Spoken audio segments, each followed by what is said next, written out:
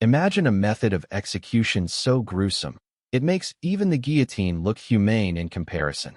A punishment so horrifying, it's been largely forgotten by history, yet it was once feared and used to maintain control in the most brutal of empires. This method didn't just take life, it twisted it, mangling the body in ways too horrifying for most to even comprehend.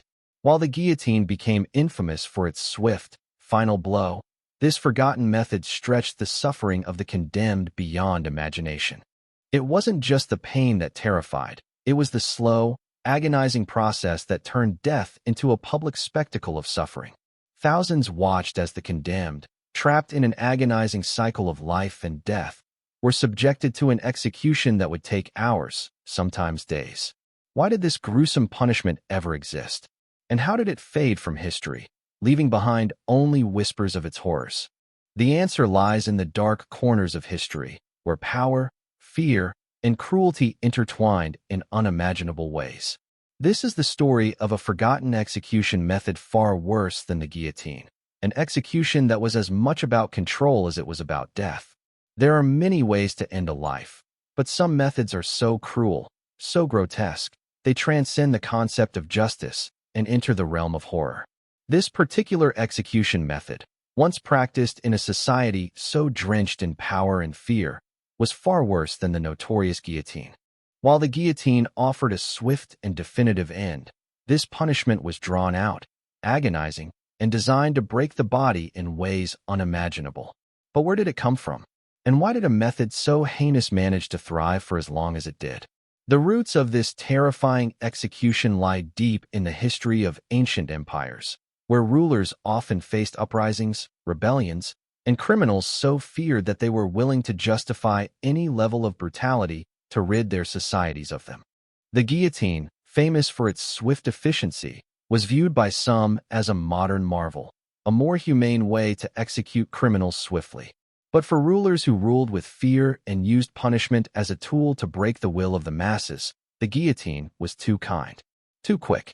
They needed something that stretched out the agony, something that forced the condemned to face death in excruciating detail, prolonging their suffering in a twisted display of dominance. It is this desire to instill fear, to break a person's spirit before they were even dead, that gave birth to the horrific method of execution we are about to explore. Unlike the sharp, swift fall of the guillotine's blade, this method was drawn out and slow, painful in its pacing. It began with a trap that was set not to kill, but to torment. The condemned were carefully placed in a contraption designed to hold them in place, their bodies stretched beyond normal limits, their skin exposed to heat, fire, or crushing pressure. Their fate was not sealed by a single moment, but by a continuous cycle of pain, as they slowly and inevitably succumbed to the process. The birth of this method can be traced back to a period when the nature of crime was perceived through the lens of retribution. In ancient civilizations, punishment was often less about rehabilitation and more about making an example of those who defied authority. Society needed to see the consequences of rebellion, betrayal, and theft, and they needed to see it in the most horrific way possible. The method was designed to show that no one was beyond the reach of the law, and that the power of the ruler was absolute. As this execution method was developed, it soon became more than just an execution. It became a ritual of terror. In some places, it was a way for rulers to demonstrate not only their control over criminals, but also their dominance over the people. Public executions were common, and the idea was that the masses needed to witness the punishment, needed to see that the authority of the ruling class was invincible and unquestionable. But unlike other executions, where death came swiftly, this method lingered. And that was the point. Death was not enough. The suffering, the fear, and the prolonged terror that preceded it were what made this punishment so terrifying. For rulers, this execution method was a show of strength. It wasn't enough to simply kill an enemy. They needed to make them an example, to make the people watch as the victims suffered, slowly and publicly. But this wasn't only about deterrence, it was also about control. In a world where monarchs ruled with iron fists, fear was one of their most effective tools. They understood that nothing held more power over the minds of the people than the ability to make them watch someone die in slow agony. So how did it work? How did this method come to be so feared and yet so celebrated by the people who witnessed it? The answer lies in the structure of the execution itself, where death was not immediate. The condemned person was not allowed the mercy of a quick end. Instead, they were forced into a state of prolonged suffering, sometimes for hours, sometimes for days, until their body finally gave way. The victim's body would react violently, their heart racing, skin blistering, and their very life force slowly draining away. It was a spectacle, a slow burn of terror that kept the crowd on edge, waiting for that final breath. The agony of the condemned was stretched out for as long as possible, with each moment bringing them closer to the inevitable but never quite reaching it quickly enough.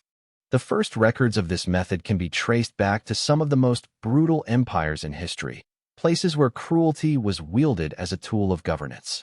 The idea behind it was simple: make the crime feel bigger by making the punishment larger, more public, and more terrifying. What made it even worse was the public nature of the execution. The condemned wasn't hidden away in a private cell, awaiting a quiet death.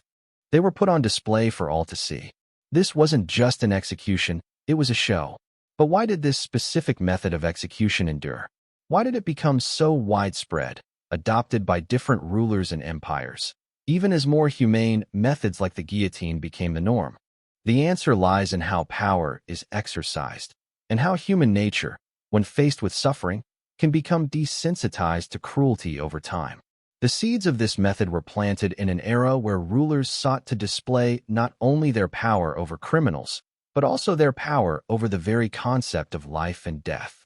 They didn't just want to control their subjects, they wanted to control their fear. And by making the process of death something to be witnessed, something to be experienced collectively, they did just that. It wasn't just about the victim's pain, it was about everyone who saw it. And that's where the true horror of this method lies, in its ability to reach beyond the individual to affect the collective psyche. Those who watched the death unfold became complicit in it. They didn't just witness a criminal's punishment, they became part of it, feeding the cycle of power and control. And as the execution continued, the terror grew, not just for the condemned, but for everyone who stood in that crowd, knowing that the same fate could one day await them. As we begin to uncover the specific details of this method, we will see just how much terror was packed into every moment of the victim's suffering. But before we dive deeper into the anatomy of this execution, let's take a look at why it was considered far worse than anything that came before it, and why the world eventually turned away from such horrors. To understand the full horror of this forgotten execution method, we must explore its mechanics, the slow, torturous process that transformed death into an agonizing ordeal. While the guillotine offered a swift release, this execution was drawn out for maximum suffering, creating a death that seemed to never quite come. The condemned were not killed immediately. They were placed in a contraption that immobilized them, forcing their body into unnatural positions, sometimes with limbs stretched or confined. They would be strapped or tied down to prevent movement, ensuring that the agonizing process couldn't be avoided. The method's purpose was to trap the victim in an inescapable state of pain, tormenting them until their life slowly faded away. The actual execution process varied across regions and rulers, but one common thread was the use of heat, fire, or crushing pressure. Some of the most infamous versions of this execution involved placing the victim in a cauldron or large vat of boiling water or oil. As the victim was lowered into the scalding liquid, the heat would begin to work its deadly magic.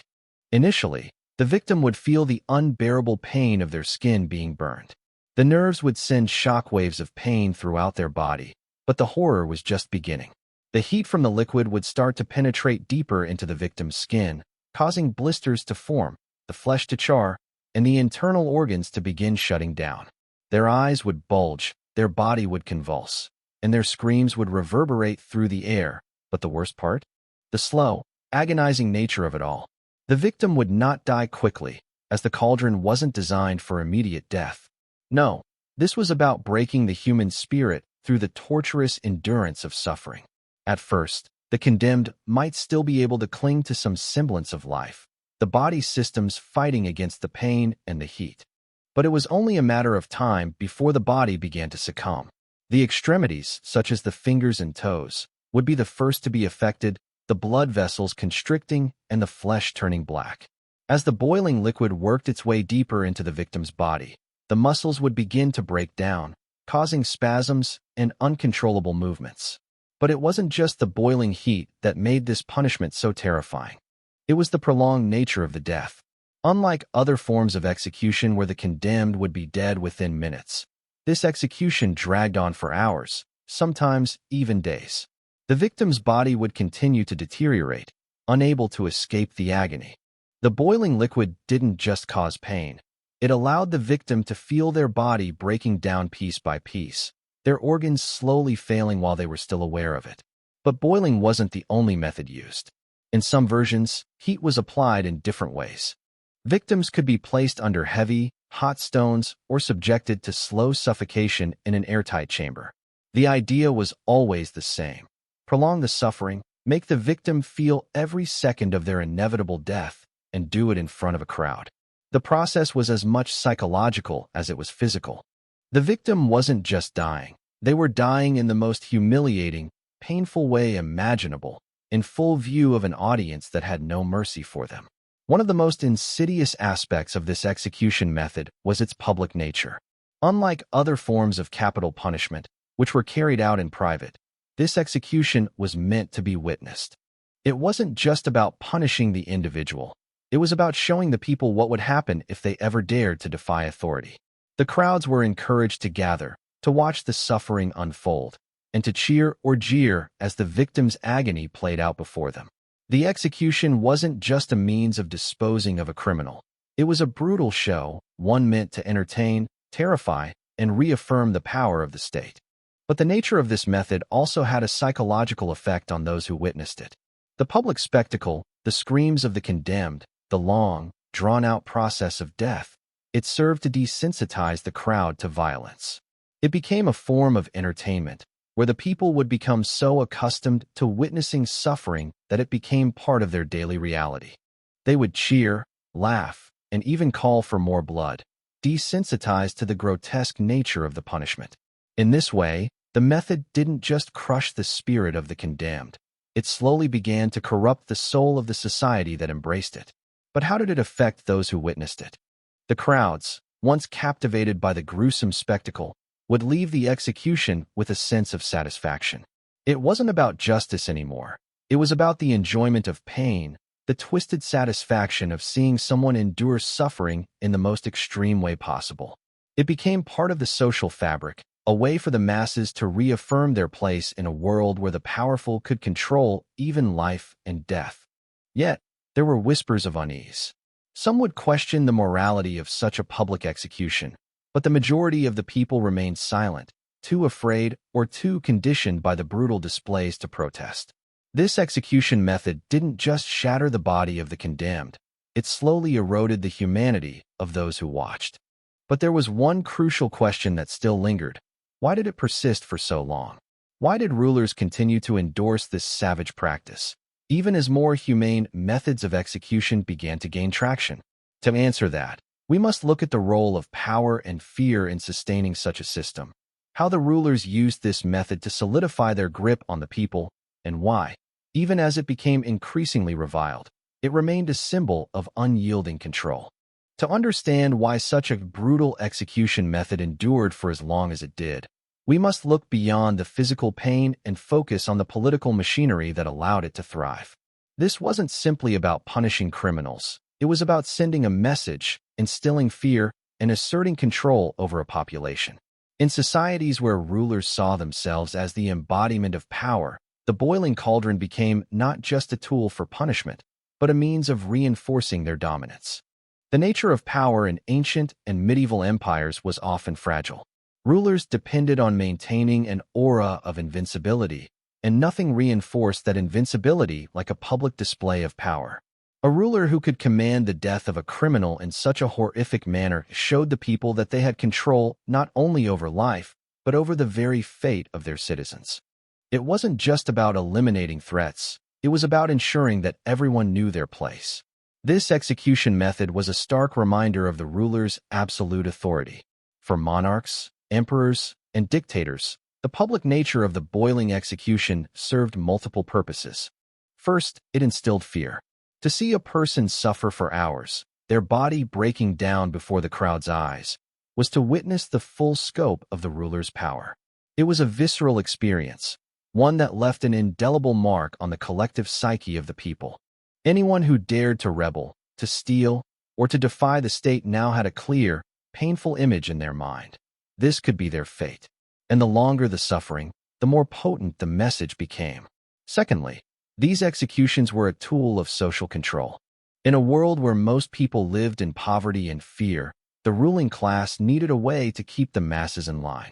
The boiling cauldron did that by creating a shared experience of terror, one that reminded the public of the consequences of transgression. It was a constant reinforcement of the ruler's power, not just through the actual punishment of criminals, but through the psychological manipulation of the population. Rulers understood that maintaining control wasn't just about military power. It was about controlling the narrative, controlling the minds of the people. The public spectacle of execution was one way to do that. These brutal acts became part of the cultural landscape, an integral aspect of how the state maintained its dominance over the population.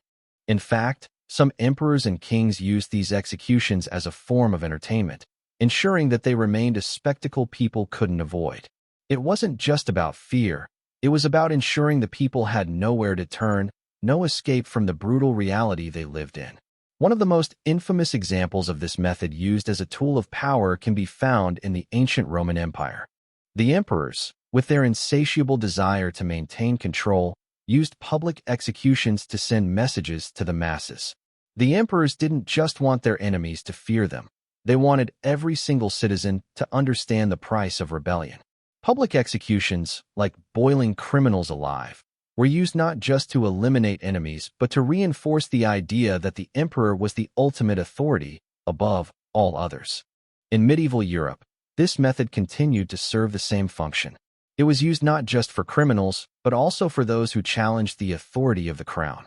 Anyone who dared to rise up against the monarchy, be they political rivals, foreign invaders, or common criminals, would be subject to this horrifying fate. The public execution was a way to demonstrate the ruthlessness of the crown, to remind everyone that the law was an extension of the monarch's will, and no one was safe from its reach. This form of punishment wasn't just about the criminals who were executed. It was about the society that watched. The fear it instilled in the public was real and palpable. The spectacle wasn't just a way to dispose of unwanted individuals. It was a method for creating compliance, for ensuring that every person in the crowd knew the price of defiance. It was about molding the collective psyche, ensuring that the people remained in a constant state of vigilance, ever aware of the ruler's unyielding control. But the boiling cauldron also had an unintended consequence. It turned the execution into a form of ritualized violence. It became a part of the cultural fabric of societies, so ingrained that it was difficult to separate the act of public execution from the very concept of justice. Over time, the line between justice and spectacle became blurred. What was once intended to be a horrifying punishment became something more, an integral part of the political theater, a necessary tool for maintaining the ruler's status and power. As we look deeper into history, we begin to see how the boiling method became an institution. It wasn't just practiced by emperors and kings. It became something that society itself embraced. The people, having witnessed these executions for generations, began to internalize the belief that such violence was necessary for the preservation of order. The more horrific the execution, the more it reinforced the idea that the state was not to be questioned, that the ruler was infallible. However, as history moved forward, the very idea of justice began to change. The Enlightenment brought with it new philosophies on law and punishment. What had once been seen as an acceptable means of enforcing control was now being questioned. The idea that punishment should be swift, certain, and, above all, humane, began to take hold. As new forms of execution, quicker, less painful, and less public, gained favor, the boiling cauldron became an outdated symbol of an earlier, more brutal time. But the legacy of this horrific punishment didn't disappear completely. The desire for control, for power over life and death, never fully left. And while societies might have turned away from boiling criminals alive, The need to assert dominance over the masses in other ways remained a part of the political landscape. As we continue this story, we'll uncover who the victims of this terrifying punishment were, people who were caught in the crosshairs of the ruling class. Were they truly deserving of such a death, or were they simply victims of political agendas? Who were the people chosen to endure the boiling cauldron, and why were they considered expendable by the powers that be? In the world of public executions, the victims of the boiling cauldron were often those who had been deemed threats to the established order. But these weren't the types of criminals one might expect. These weren't always the ones who had committed heinous crimes or who were notorious criminals. The reality was far more insidious. The victims who found themselves condemned to such a horrific death were often political prisoners, scapegoats, and individuals who had simply crossed the wrong person at the wrong time.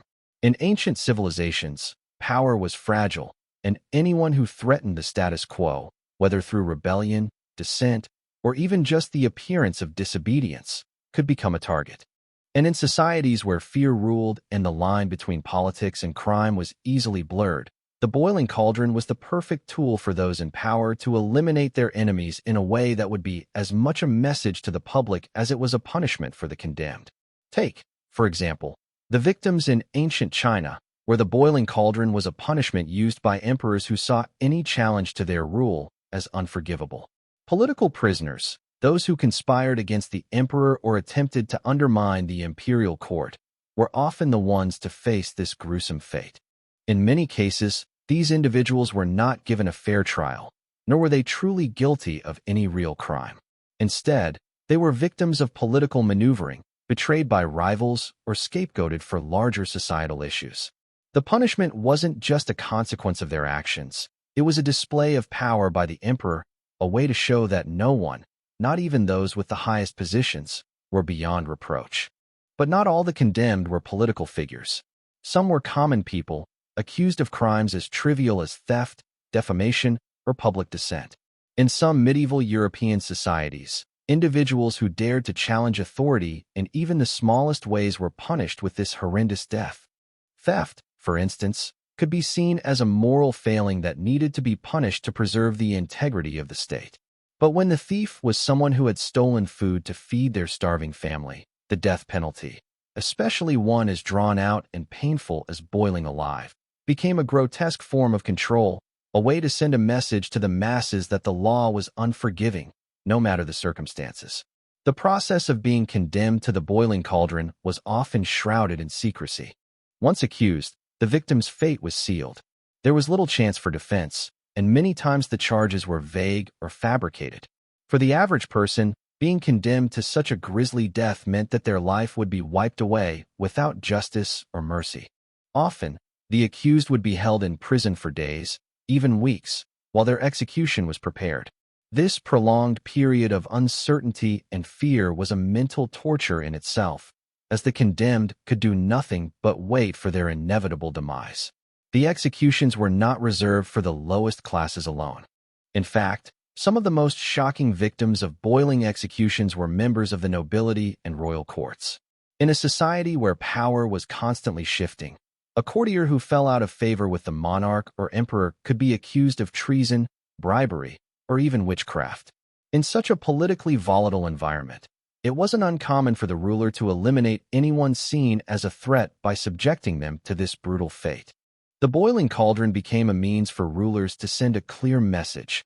No one, not even the highest officials, were exempt from punishment. But why was this punishment specifically chosen for these individuals? Why not just execute them more quickly, as was common in most societies? The answer lies in the symbolism of the punishment. The boiling cauldron was not just a way to kill. It was a way to humiliate, to break down the victim's dignity, and to showcase the ultimate power of the ruler. By subjecting even the most powerful individuals to such a grotesque fate, the ruling class demonstrated their unassailable control. It was a way to remind the people that no matter how high up the social ladder you climbed, the ruler could still bring you down to the lowest depths. This method of execution also had a psychological impact on the society at large. The victims, often deemed enemies of the state, became martyrs, but the way in which they died twisted the idea of martyrdom. In many cases, the crimes committed by these individuals, whether actual or fabricated, were overshadowed by the grotesque nature of their deaths. They became symbols of what happened to those who threatened the ruling order, their suffering a public warning to the population that rebellion, defiance, or even perceived disloyalty would be met with unimaginable cruelty. But the true horror lay not in the fact that these victims were condemned to die, but in the manner in which they met their end. The boiling cauldron was a punishment that didn't just end their life, it tortured them. As they were submerged in the searing liquid, they would feel their body breaking down slowly. The pain would be unbearable, and the slow nature of the death meant that they could experience every ounce of their suffering before the final release came. For some, this process could take hours, and in a few rare cases, it even lasted days. Despite the fact that the boiling punishment eventually faded from use, the memory of these victims lingers in the darkest corners of history. Their suffering, their deaths in the boiling cauldrons, became a symbol not just of political power, but of the extremes to which human cruelty could go.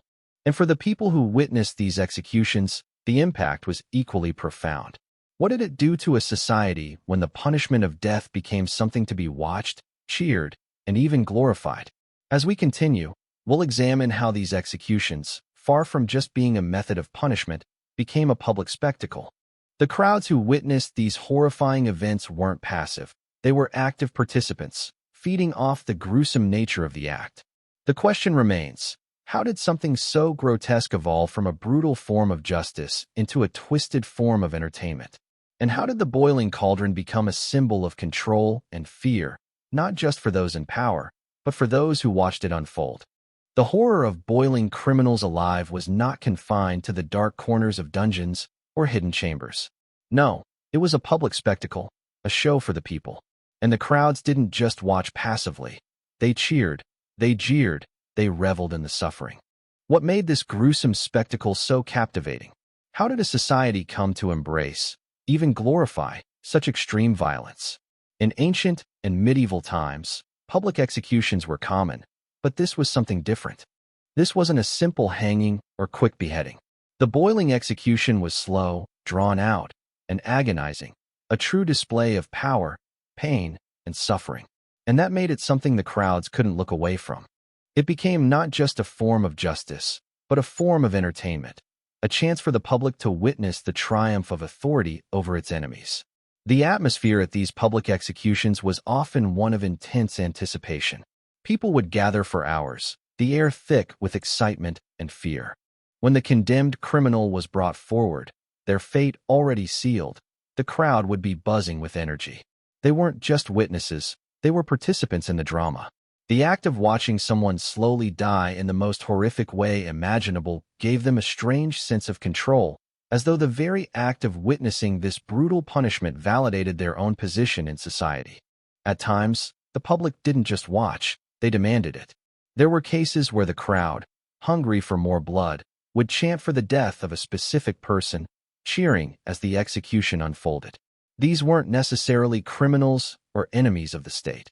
Sometimes, the people had come to see someone pay for their supposed wrongs, whether they were truly guilty or not. The mob mentality that could rise in these moments was powerful, and the spectacle of boiling a person alive became a way to channel the darker instincts of the crowd, allowing them to vicariously experience the cruelty of the punishment. But why was this spectacle so captivating? Part of it lies in the human fascination with suffering. There's something deeply primal about watching someone endure unimaginable pain. It taps into a deeply rooted instinct that exists in many people, the desire to witness the end of a life, to see the ultimate consequence of transgression. This isn't just about justice. It's about control, about the public feeling that they have power over the victim's fate, even if they aren't directly responsible for the crime. Another part of the equation is fear. These public executions were designed to inspire terror, not just in the victim, but in the people watching. The boiling cauldron, with its slow, horrific death, sent a clear message. Anyone who defied the rulers or committed certain crimes would face this gruesome end. It wasn't just about the victim, it was about the public, who needed to be reminded of their place in society. The punishment of one became a reminder for all. In some societies, these executions were scheduled events, almost like a festival. In medieval Europe, public executions became a regular part of the public calendar, held in city squares or marketplaces. They were advertised, and people would travel for miles to witness them. Vendors would set up stalls, and the entire town or city would turn out for the gruesome show. It became a social event, where the crowds would gather not just to witness justice being served, but to experience the thrill of watching someone die in the most drawn-out and agonizing way imaginable. Some would even bring their families, and children grew up accustomed to the idea that such violence was part of the fabric of society. The state, of course, understood the power of such public spectacles. Rulers used these events to reinforce their authority, to send a message about the fate that awaited those who stepped out of line. It wasn't enough to simply execute criminals quietly. They needed to be publicly destroyed. And this destruction wasn't just physical, it was psychological. It was about breaking the spirit of the people, reminding them of the consequences of defying the law, the rulers, and society itself. The boiling punishment, with its long, painful execution, was the ultimate manifestation of that power. But the crowd wasn't entirely one-dimensional in their response to these executions. While many cheered and jeered, others, perhaps a small minority, would feel uneasy. The true horror of watching a person's body slowly deteriorate before your eyes was enough to disturb even the most hardened individuals. Yet, in the feverish atmosphere of the crowd, any sense of pity or remorse would quickly be suppressed. The human capacity for desensitization to violence is disturbingly high, and over time, the crowds became more and more immune to the suffering they were witnessing. The power of the spectacle lay in its ability to transcend mere punishment. The boiling cauldron was not just a method of execution. It was a ritual, a form of entertainment, and an unyielding assertion of control by the state. The public execution was designed to invoke fear and awe, and in the twisted psychology of the crowds, it did just that. They cheered, they yelled, they laughed, and they reveled in the victim's agony, feeding off the violence until it became almost sacred, an integral part of the social fabric. But as we all know, nothing lasts forever. As the centuries passed, society began to evolve. With the rise of more humane methods of execution and growing concern for human rights, the public execution slowly fell out of favor. Yet, the legacy of this gruesome practice, this twisted form of justice, lingered, haunting the corridors of history. As we continue into the next chapter, we'll look at how this method of execution eventually began to be viewed with disgust and horror. How did a practice so deeply ingrained in the fabric of society fall out of favor? And what remains of its legacy in today's world, where the thirst for punishment still lurks in the darkest corners of human nature? As the centuries wore on, societies that once reveled in the spectacle of boiling criminals alive began to turn away from this barbaric practice. But why? What prompted the end of an execution method so deeply rooted in history, one that had been used as a symbol of power and control for generations? The answer lies in the evolving nature of justice and the growing desire for a more humane approach to crime and punishment.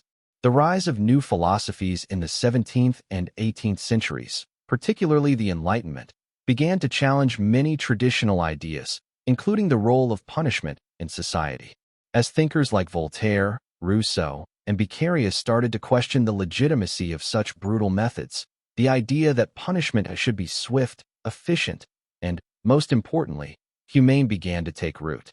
The once widely accepted notion that public executions were necessary for deterrence started to seem more like an outdated, primitive practice, a relic of a darker, more barbaric time. The boiling cauldron, in particular, came under fire not just for its cruelty, but for its inefficiency. It wasn't quick, and it wasn't clean.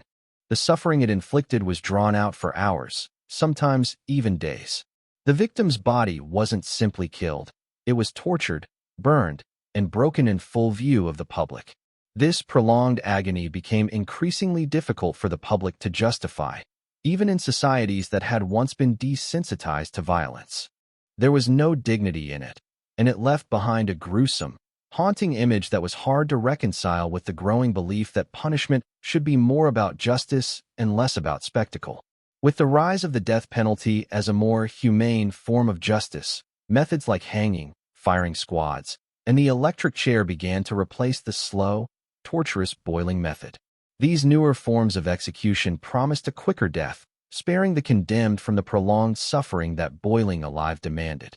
The guillotine, especially, became a symbol of both efficiency and revolution, offering a sharp contrast to the painful, drawn-out process of boiling.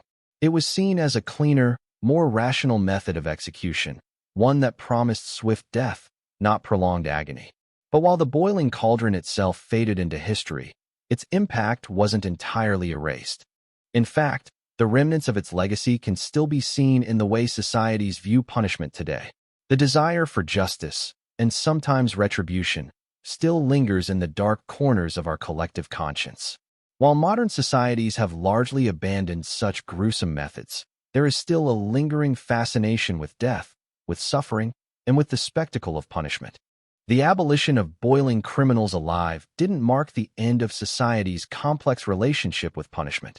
Even as the method was banned, new forms of capital punishment arose, often equally controversial and horrific in their own right. The death penalty continues to be a subject of heated debate, with questions surrounding its morality, its effectiveness as a deterrent, and its role in modern justice.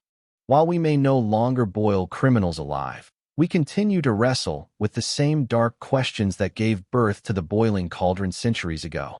What does it say about humanity that we once found entertainment in the slow death of another? That we allowed cruelty to become an institution, a spectacle, and even a form of justice? The boiling cauldron was not just a method of execution.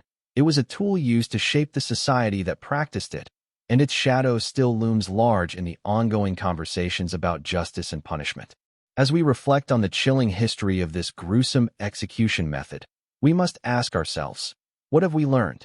Have we truly evolved, or are we merely repeating the same patterns of cruelty under different names?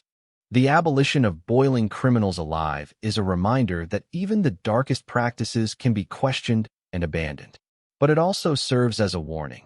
History's darkest methods of punishment often have a way of creeping back into modern thought, hidden beneath the surface, waiting for the right moment to reemerge.